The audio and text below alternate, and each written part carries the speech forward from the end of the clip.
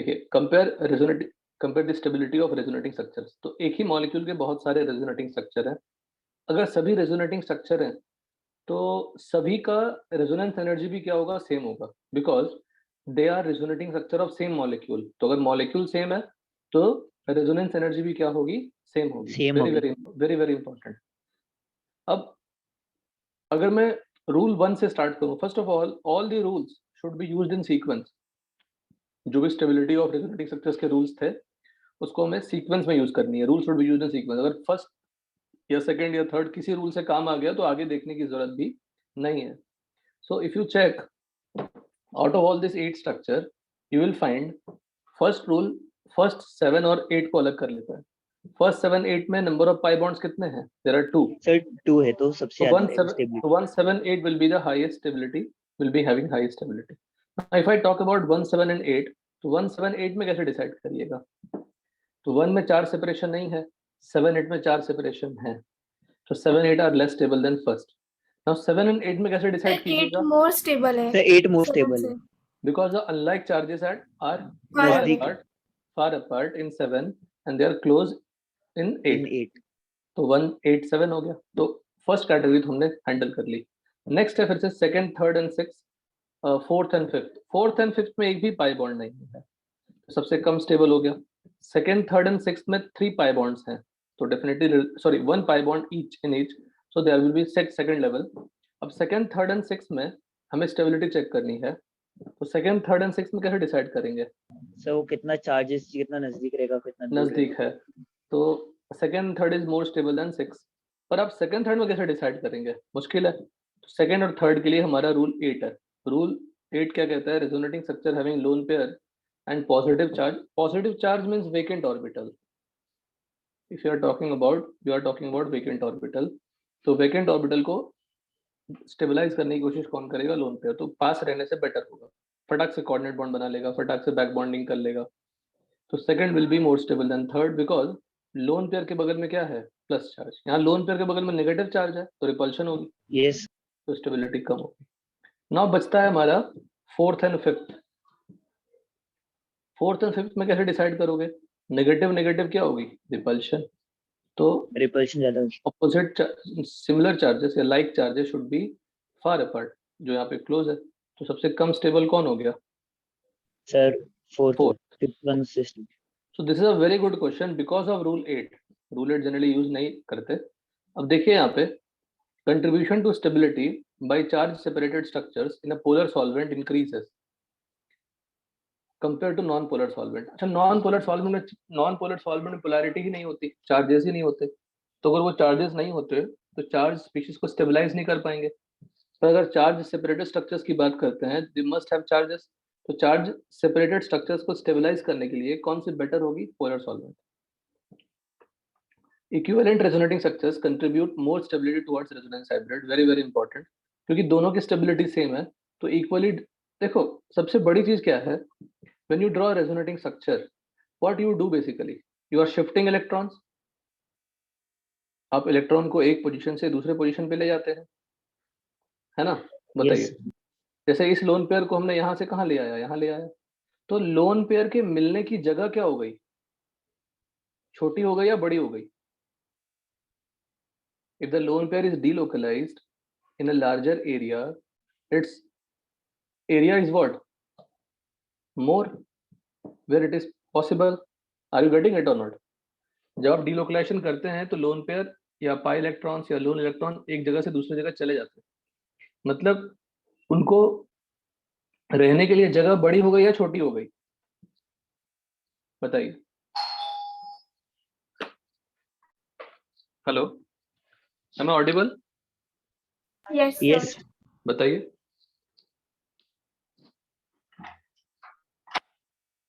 एक minute. Sir, Medansh Patil is in the waiting room. Can you take him in?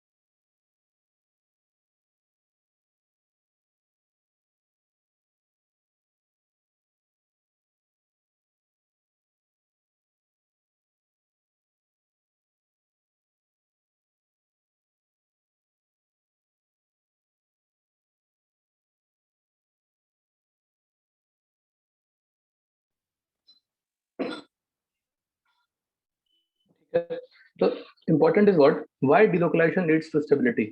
Important is why delocalization leads to stability? Because of delocalization, electrons can be present in a larger area. The probability of finding electron is what? Large. The size of pi molecular orbital what? Increases. मैं लिखवाऊंगा कभी आपको future में, तो आप दिमाग में set कीजिए. Delocalization leads to stability. Why? Because the possibility of finding electron is what? In a larger area due to resonance, due to delocalization. So therefore the size of pi molecular orbital what? Increases. अगर area बड़ी हो जाएगी electrons मिलने की तो inter electronic repulsion क्या होगा? Sir less होगा. लेस होगा, तो स्टेबिलिटी क्या हो जाएगी? ज्यादा. ज्यादा. रेजोनेंस से स्टेबिलिटी क्या होती है? बढ़ती है. तो रेजोनेंस से डिलोकलाइजेशन, रेजोनेंस से डिलोकलाइजेशन होती है. डिलोकलाइजेशन से इलेक्ट्रॉन्स की मिलने की जगह बड़ी हो जाती है, तो प्रोबेबिलिटी ऑफ फाइंडिंग इलेक्ट्रॉन का जो एरिया होगा वो बड़ा हो जाएगा, जो प्लेस होगी, रीजन होगी, वो 3D रीजन बड़ी हो जाएगी. therefore inter electronic repulsion is less, stability more. I will make it make a proper sentence for you later. Equivalent resonating structures contribute more stability towards resonance hybrid. अब हम कहते हैं दो रेजोनेटिंग स्ट्रक्चर है, दोनों क्या है? इक्वली स्टेबल है. तो इलेक्ट्रॉन्स यहाँ भी रहना चाहेगा, इलेक्ट्रॉन्स यहाँ भी रहना चाहेगा, तो पॉसिबिलिटी क्या हो गई दोनों जगह मिलने की. पर अगर एक नॉन इक्विवेलेंट है तो इलेक्ट्रॉन्स यहीं रहना चाहेगा ज्यादा, क्योंकि एक ज्यादा स्टेबल होगा, एक कम स्टेबल होगा. तो इलेक्ट्रॉन्स के मिलने की पॉसिबिलिटी क्या हो गई? छोटी हो गई ना. हेलो. यस. ठीक है. Yes. That's why equivalent structures contribute more stability. अब देखिए third is super important sentence, super important.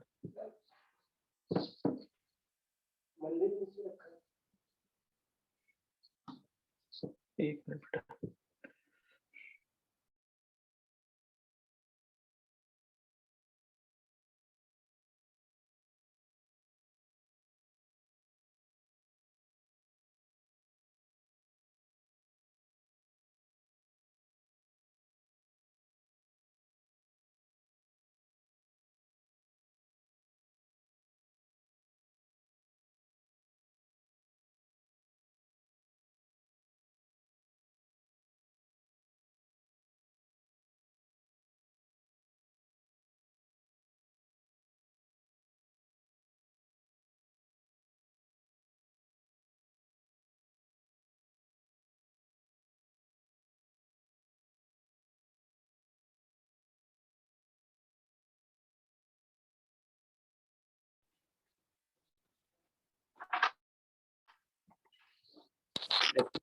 Structures are less stable generally.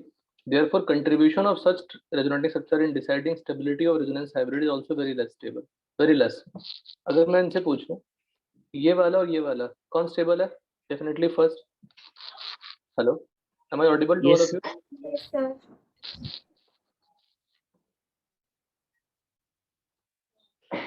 Dhruv, are you there? हाँ sir. Okay. So first is more stable than second, पर more stable नहीं है, much more stable than the second one. ठीक है ना? First is much more stable than second one. मतलब molecule किसकी तरह दिखना चाहेगा? सेकंड की तरह या फर्स्ट की तरह? फर्स्ट की तरह. क्योंकि स्टेबिलिटी ज्यादा है. हाँ, तो कोई भी रेजोनेटिंग स्ट्रक्चर अगर ज्यादा स्टेबल है, मॉलिक्यूल उसकी तरह ही दिखना चाहता है, मॉलिक्यूल उसकी तरह बिहेव करेगा. अगर आप देख रहे हैं 3 रेजोनेटिंग स्ट्रक्चर है, मॉलिक्यूल की 3 रेजोनेटिंग स्ट्रक्चर है.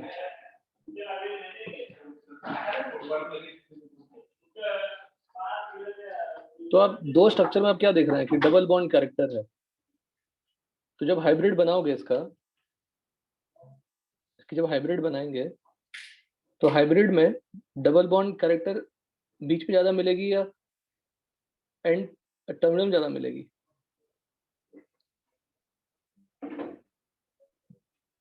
बताइए. टर्मिनल पर. क्यों? क्योंकि टर्मिनल में एक ही, देखो अगर कंपेयर करोगे तो टर्मिनल में 2 सिंगल बॉन्ड है, एक डबल बॉन्ड है, लेकिन मॉलिक्यूल तो दोनों की तरह दिखना ही नहीं चाहता ना. मॉलिक्यूल किसकी तरह दिखना चाहता है? फर्स्ट की तरह. तो फर्स्ट की कैरेक्टर ज्यादा मिलेगी, सेकंड और थर्ड की कंट्रीब्यूशन नेग्लिजिबल है. मतलब अगर ये 90% है, इसकी परसेंट 5% हो गई. तो अगर ये 5% कंट्रीब्यूट करेगा तब भी सिंगल बॉन्ड कितनी कंट्रीब्यूट हो पाएगी? बहुत कम. Yes. It means This stability will decide the type of bond, not number of structures. तो सेकंड और थर्ड की स्टेबिलिटी बहुत ही कम है फर्स्ट से. Yes. अरे स्कूल में इतनी नाटक हो रही है ना.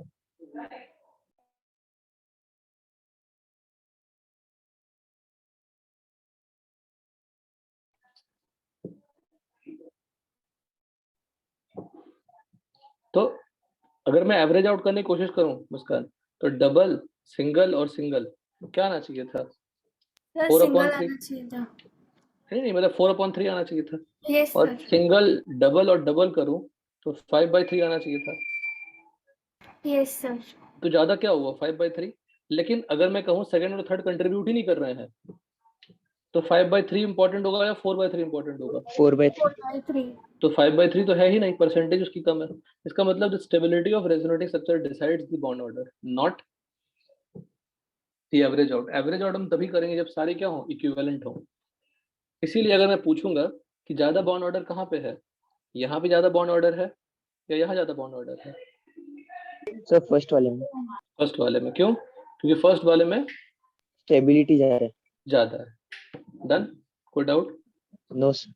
अब वो कहता है कि तो सबसे पहले याद कीजिए, चार सेपरेट स्ट्रक्चर्स की स्टेबिलिटी बहुत कम होती है, उनकी कंट्रीब्यूशन भी बहुत कम होती है, तो मॉलिक्यूल्स की तरह दिखना भी नहीं चाहेगा. This contribution further decreases if they are far apart. अगर प्लस माइनस बहुत दूर है तो भी उनकी स्टेबिलिटी और खत्म हो जाएगी. However, if one donating group and at one end and one withdrawing group at the other end is present, both are in conjugation, charge separated resonating structures also have significant contribution towards stability of resonance hybrid. वो कहता है कि अगर एक तरफ donating लगा दूं, अच्छा बताओ अभी इधर शिफ्ट करने का क्या लॉजिक है? कोई विड्रॉ करने वाला ग्रुप है क्या? उधर क्यों जाएगा? कोई विड्रॉ करने वाला ग्रुप है क्या बताओ? No sir. No sir. लेकिन अगर कोई मैं विड्रॉइंग ग्रुप लगा दूं तो डेफिनेटली जाएगा. जैसे मैं यहाँ पे उसमें E1 उधर E2 लगा जाएगा. दूं, यहाँ पे E1 E2 लगा दूं तो डेफिनेटली जाएगा. अच्छा यहाँ डोनेटिंग लगा दूं तो डेफिनेटली जाएगा. है कि नहीं? तो जब डोनेटिंग और विड्रॉइंग लगा दूं Yes. तो पाई बॉन्ड शिफ्ट होंगे और चार सेपरेटेड स्ट्रक्चर्स जनरेट हो जाएंगे. क्लियर है? Yes. Yes sir. तो जब Yes. एक तरफ डोनेटिंग एक तरफ विड्रॉइंग लगा दो तो चार्ज सेपरेटेड स्ट्रक्चर्स की कंट्रीब्यूशन रिलेटिवली बढ़ जाएगी. ज्यादा होगी. एक मिनट.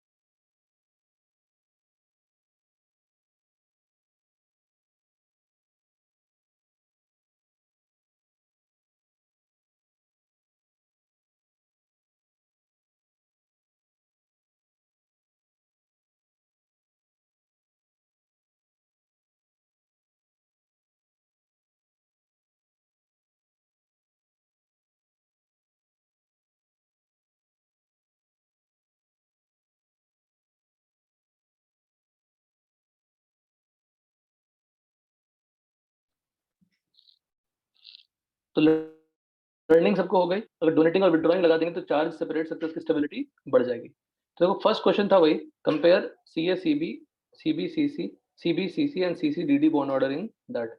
तो इन दोनों की बॉन्ड ऑर्डर क्या होगी? सेम. इसकी बॉन्ड ऑर्डर क्या होगी? डिफरेंट। और ये सिंगल बॉन्ड ही रहना चाहेगा बिकॉज फर्स्ट वाले की स्टेबिलिटी क्या है? ज्यादा है। ज्यादा ज्यादा। ठीक है ना?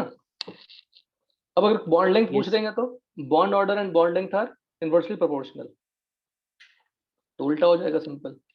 अब देखिए ये question, compare indicated CC bond order in the following. देखिएगा बहुत इंपॉर्टेंट क्वेश्चन, ऐसे क्वेश्चन टफ माने जाते हैं पर कोई दम नहीं है क्वेश्चन में। अब देखो ये डबल बॉन्ड रहना चाहेगा। Yes. Yes. अगर मैं इसको स्प्लिट करके ऐसा लिख भी दूं तो इसकी स्टेबिलिटी क्या होगी? बहुत कम। Yes. लेकिन अगर मैं इसमें रेजोनेंस कराऊं तो जो डबल ऑल्टरनेट लोन पेयर है तो होना चाहेगा ना। Yes. अगर ये होना चाहेगा तो यहाँ पे क्या बनना चाहेगा? Single bond. Yes. क्योंकि मैं डोनेट कर रहा हूँ तो उसको पाई बॉन्ड को शिफ्ट करनी पड़ेगी, पर ये बनने का कोई लॉजिक है क्या? No. No sir. सर। क्यों बने? सेम ही इलेक्ट्रोनेगेटिविटी है। एक मिनट बेटा।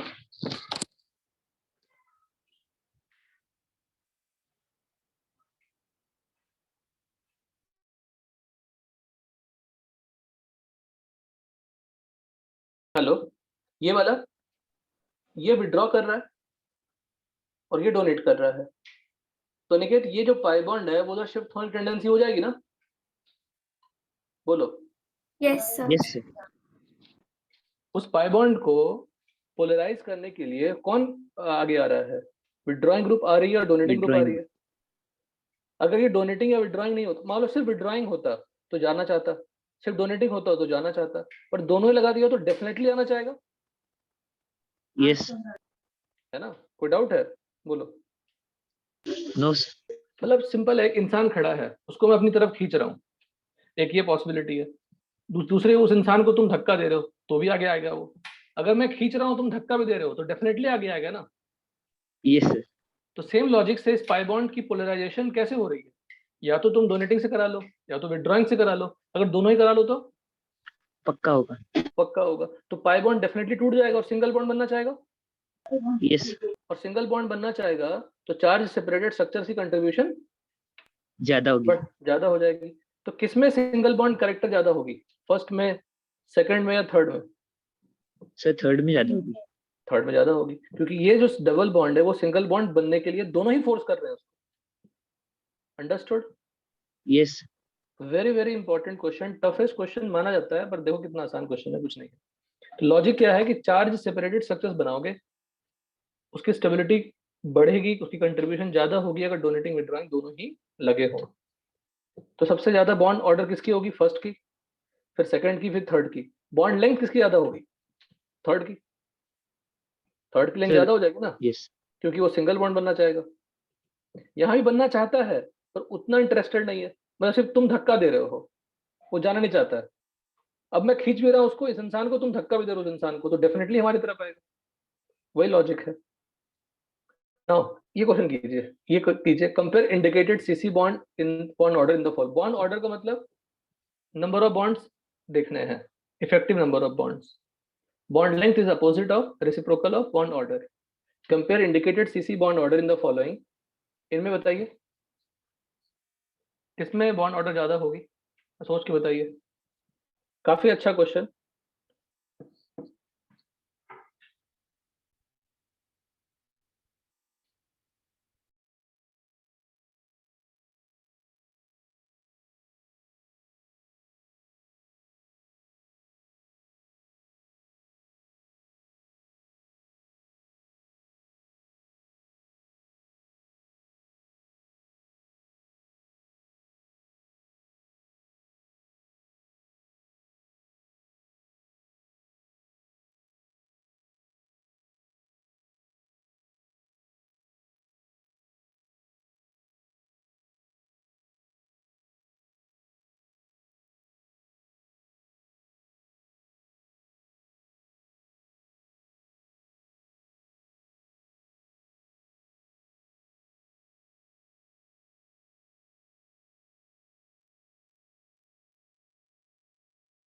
सर सेकंड में बॉन्ड पाई बॉन्ड आगे शिफ्ट होना चाहेगा, पर फर्स्ट में उतना उसको इंटरेस्ट नहीं आगे जाने के लिए।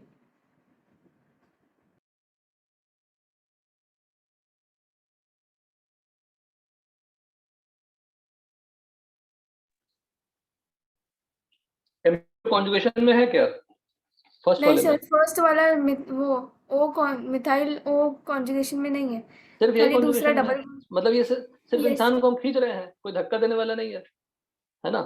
सिर्फ ये यहाँ जाना Yes. चाहेगा, लेकिन ये बोलेगा तुम जाओ ही, तुम्हें खींचने वाला भी इंसान है, मैं तुम्हें धक्का देने वाला भी इंसान। नितिन, इससे आसान एग्जांपल नहीं हो सकता समझाने के लिए। Yes. ठीक है, clear, understood? Yes, sir. Now compare stability of resonating structure. ये फटाफट करिएगा आप लोग एज अ होमवर्क, ये कर लीजिएगा होमवर्क, या अभी कर लो ना, थोड़ा अभी मेरे साथ कर लीजिए। बताइए, फर्स्ट सेकंड थर्ड में फर्स्ट रूल लगाएंगे, नंबर ऑफ बॉन्ड सबसे ज्यादा किसमें है? पाई बॉन्ड, इसमें 2 पाई बॉन्ड, इसमें first second rule Yes. After completion या पाई बॉन्ड चेक करो, सेकंड इज ऑलवेज प्रेफर्ड, दोनों में सेम ही है Yes. ना? अच्छा 1 2 3 मान लिया करो, पर फर्स्ट और सेकंड में पूछेंगे तो मोर इलेक्ट्रोनेगेटिव पे नेगेटिव है और लेस इलेक्ट्रोनेगेटिव पे नेगेटिव है, कौन सा प्रेफर्ड है? सर, सेकंड वाला। तो सेकंड फर्स्ट क्या हो मोर जाएगा? इलेक्ट्रोनेगेटिव। ज्यादा होगा। सेकंड में क्या होगा बताओ, कौन सा स्टेबल है?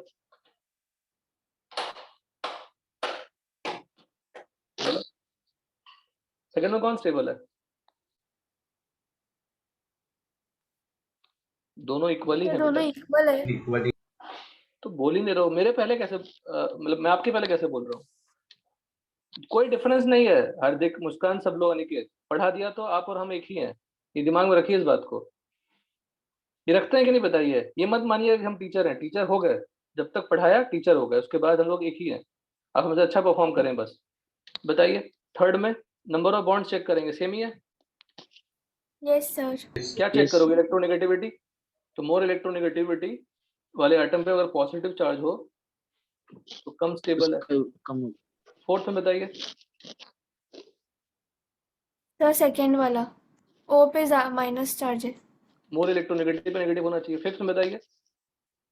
सर, सेकंड वाला। Number of Second. Bonds, electronegativity हम लास्ट में चेक करेंगे जब सारे रूल्स हो जाएंगे, अगर कोई काम नहीं आए हाँ तो। सर। सर, उसमें बॉन्ड भी तो ज्यादा ही है ना, पाई बॉन्ड।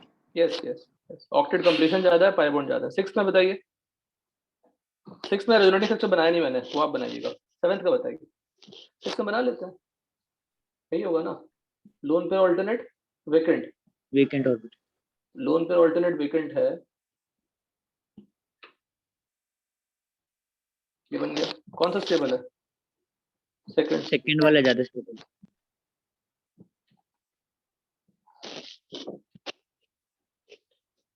तीन ही है ना, तीनों ट्राई कीजिए।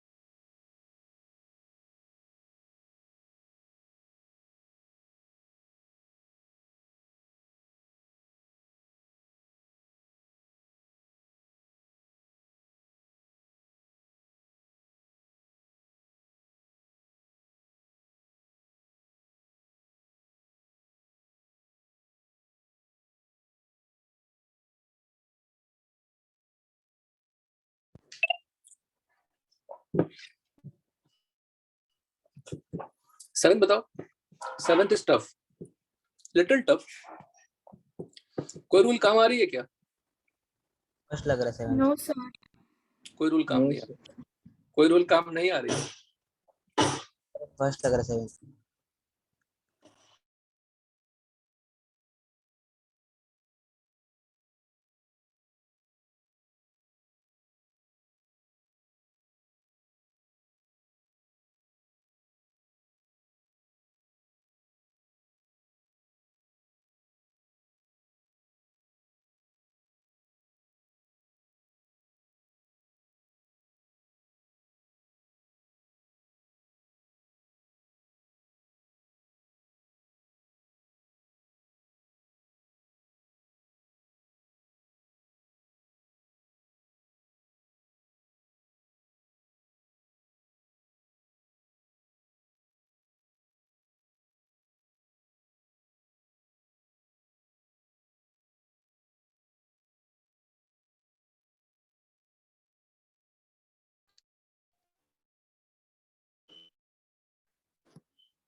कैसे डिसाइड करें बताइए?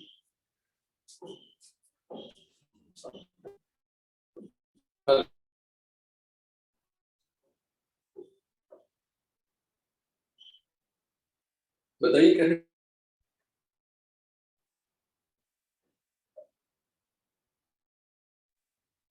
देखिए अब यहाँ पे रेजोनेंस का नहीं आएगा बेटा।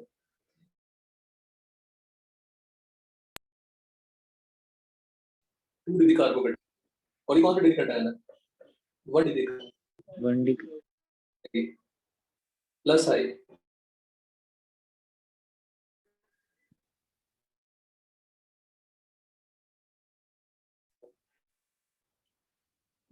समझ में आया? तो कोई भी रूल्स नहीं लगवा रहे थे नंबर ऑफ बॉन्ड्स और कुछ, पर एमी क्या करेगा? डोनेटिंग ग्रुप है, प्लस आई इफेक्ट लगाएगा, प्लस चार्ज क्या कर देगा? कम। और प्लस चार्ज डिक्रीज हो जाएगी तो स्टेबिलिटी क्या हो जाएगी? ज्यादा। क्लियर है? Hello, am I audible? Yes sir. Sir आपका वॉइस ब्रेक हो रहा है। यस सर, आपको बीच में ब्रेक हो गया था। 7th वन दिखा ही नहीं, आपने क्या बताया? 7th में बेटा, 7th में क्या रहा है? अभी आवाज आ रही है? Yes sir. Yes sir. 7th में कोई रूल काम नहीं आएगा। फर्स्ट वाले में प्लस चार्ज 1 डिग्री कार्बन पे है तो वो 1 डिग्री कार्बोकेटायन है। सेकंड में positive charge 2nd degree carbon पे है तो वो सेकेंडरी कार्बोकेटायन है।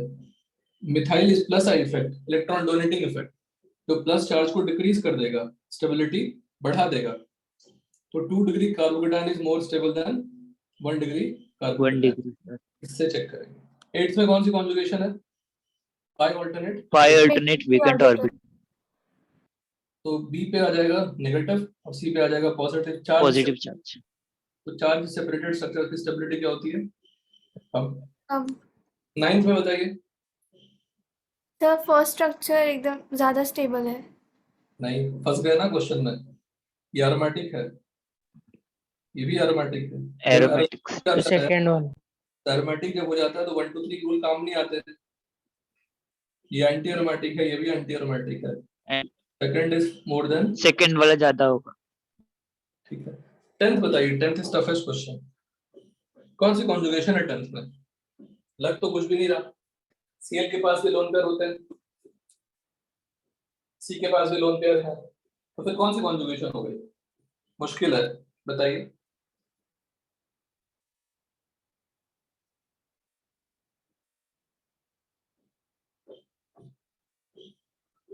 इसमें इसको कॉन्जुगेशन नाइट्रोजन जिसे ट्रीट कर सकते हैं। करने से भी तो C पे लोन पेयर ही होगा ना और Cl पे भी लोन पेयर होगा, तो फिर कैसे कॉन्जुगेशन बोलोगे? ये कॉन्जुगेशन है lone pair alternate vacant d orbital, not vacant p। Vacant d orbital किसमें? सर क्लोरीन के अंदर होगा। क्लोरीन। तो रेजोनेंस कौन सी हो जाएगी? Sc।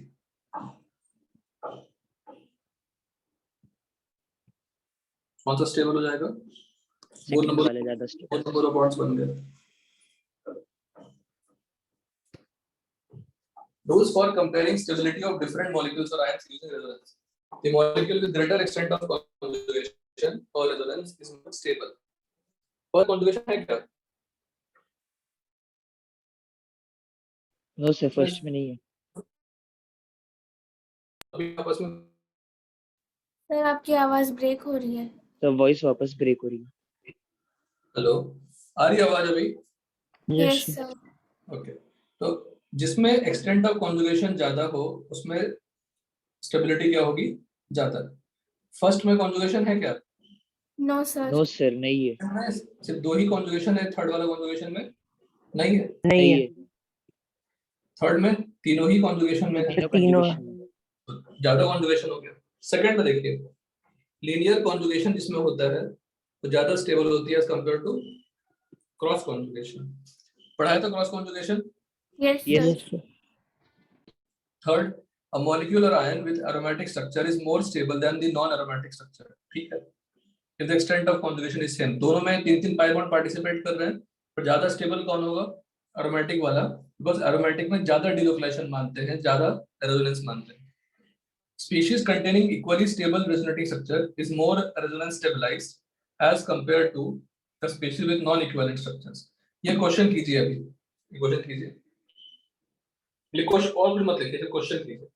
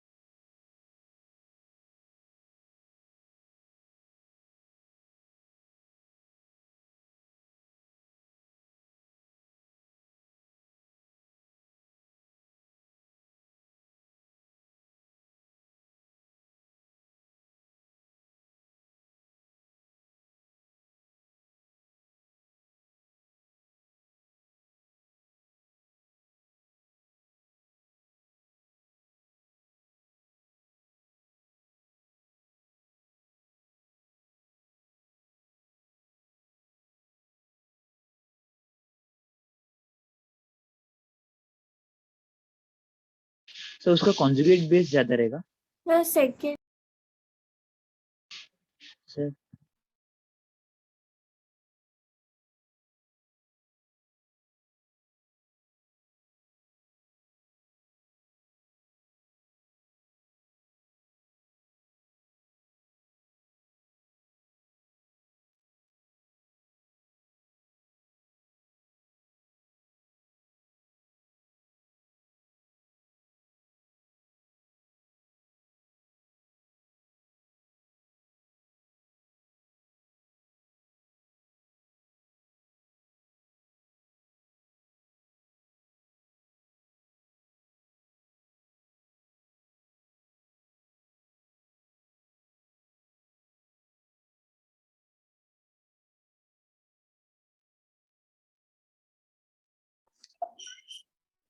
हाँ दोस्तों बोलो,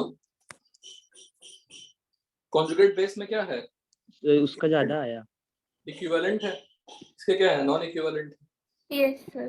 ज्यादा रेजोनेंस स्टेबलाइज कौन हुआ? Conjugate base. Yes. तो किसकी रेजोनेंस एनर्जी भी ज्यादा होगी? तो conjugate base की. क्योंकि जो ज्यादा स्टेबल है उसकी रेजोनेंस एनर्जी क्या होती है? ज्यादा. मैग्नेटिक रेजोनेंस एनर्जी अगर ज्यादा हो तो स्टेबिलिटी क्या होती है? ज्यादा होती है. ठीक है. Compare resonance energy for different molecule. ये सारे करिएगा ट्राई, तो क्वेश्चन जैसे है, बस ये पॉइंट्स रिकॉल कर लीजिए. रेजोनेंस एनर्जी इंक्रीजेस, स्टेबिलिटी क्या होती है? बढ़ती है. Greater the magnitude of resonance energy, greater will be stability of resonance hybrid. वो पुरानी कुक है. Resonance energy for a resonating structure of same compound is always same. कोई सम पॉइंट मेंशन है. ये देखिए, अब ये जो भी हम आगे पढ़ने वाले हैं सब पढ़ा ही हुआ है, कुछ नया नहीं है. रेजोनेंस इफेक्ट प्लस आर और माइनस आर होगा, दो टाइप होता है, बता चुके हैं आपको. अगर मैं आपसे पूछूं फर्स्ट में रेजोनेंस है क्या? बिल्कुल है, pi alternate lone pair, pi alternate pi. Second में रेजोनेंस है क्या?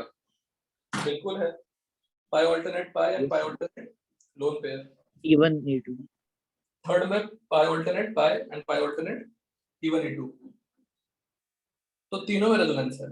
पर अगर रेजोनेंस इफेक्ट की बात करूं तो फर्स्ट में कोई इफेक्ट नहीं है, बिकॉज कोई ग्रुप अपना इफेक्ट नहीं शो कर रहा.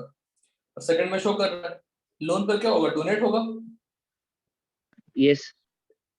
बेंजीन के पास इलेक्ट्रॉन्स बढ़ेंगे. कहां पे बढ़ेंगे? ऑर्थो और Para. मेटा पे फर्क नहीं पड़ता। बता चुके हैं। और ऑर्थो पैरा पे इक्वल होगा तो डिस्टेंस डिपेंडेंट इफेक्ट हो गई, है ना? यस